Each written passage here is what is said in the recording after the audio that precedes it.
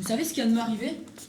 Hier soir, dans cette librairie où j'ai l'habitude de m'arrêter, Non mais, hier soir, malgré la saison, un brouillard qui sentait la colle de j'ouvre bureau. un livre au hasard, intitulé Une vie comme tant d'autres. Je commence à lire au hasard des pages. Mon cœur devient fou. Un livre qui raconte ma vie dans tous mes détails. Ah pardon, moi je t'avais entendu. Ça va?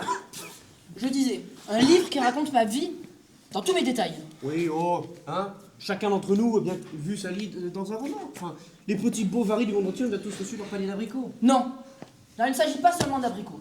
Toutes les vies se ressemblent. On naît, on se fatigue, on meurt. Ce sont les détails qui différencient les vies. Ainsi, à l'heure de ma naissance, un orage a déraciné un chêne dans le jardin. Banal, dans le livre. Tout est consigné dans ce livre jusqu'au moindre détail. Événements, conversations, amitié, pulsions secrètes, boissons préférées. Et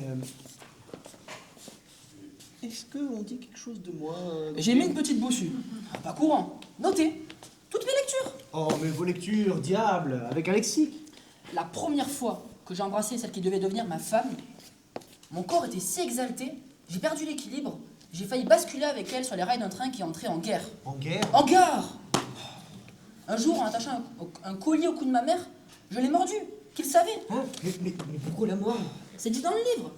Les pensées les plus secrètes sont dévoilées. Et qu'est-ce qu'on dit de moi? 8 jours après notre mariage, ma femme est repartie en Amérique. Vous le savez? Ah non, je le savais pas. Mais si, tout le monde le savait. Bon, ok, excuse-moi.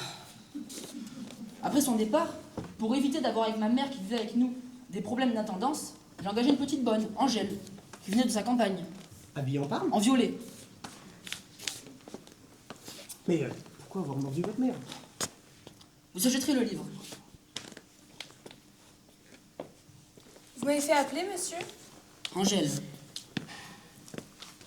Êtes-vous déjà allé à New York? Je suis née dans la Creuse, monsieur. Oui, oui. Si vous le voulez bien, je vous y emmène. Non, ne soyez pas inquiète. Mes intentions sont pures. Voyons. C'est que il ne faut jamais exciter les dieux qui flânent au-dessus de nos têtes, les mains dans les poches. Ah, Je ne sais pas encore pourquoi je lui ai adressé cette phrase aussi ridicule que prétentieuse. Si vous le voulez bien, nous partons demain. Ah, mais je vous remercie, monsieur, mais je n'ai pas tout compris. C'est que... il vient de m'arriver un très grand bonheur. J'en suis tout démoli. Et j'ai besoin d'en parler. Si je n'en parle pas, je vais m'étouffer. Dans l'avion, si je m'endors, réveillez-moi que je sache bien que ce n'est pas un rêve. Ah, mais j'ai compris, monsieur. Mais, enfin, pleurer, je sens bien que ce sont des larmes que vous ne regretterez pas. Hein. C'était une bien jolie réplique pour une fille de la Creuse.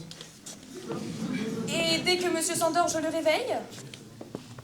Mais comment se fait-il qu'à son âge, elle soit déjà habillée en parle? En violet! Cette scène, mot pour mot dans le livre.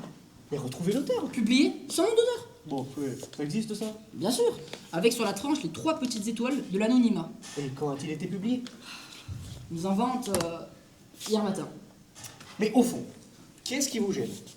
À part vos intimes, qui vous reconnaîtra? C'est que... je ne vous ai pas tout dit. À la fin du livre, il est écrit que j'achète un livre qui raconte ma vie. Ah mais, voilà, savoureux! Est-ce que ce n'est pas le signe que ma vie s'arrête là? Mais non, attendez le deuxième tome, voyons.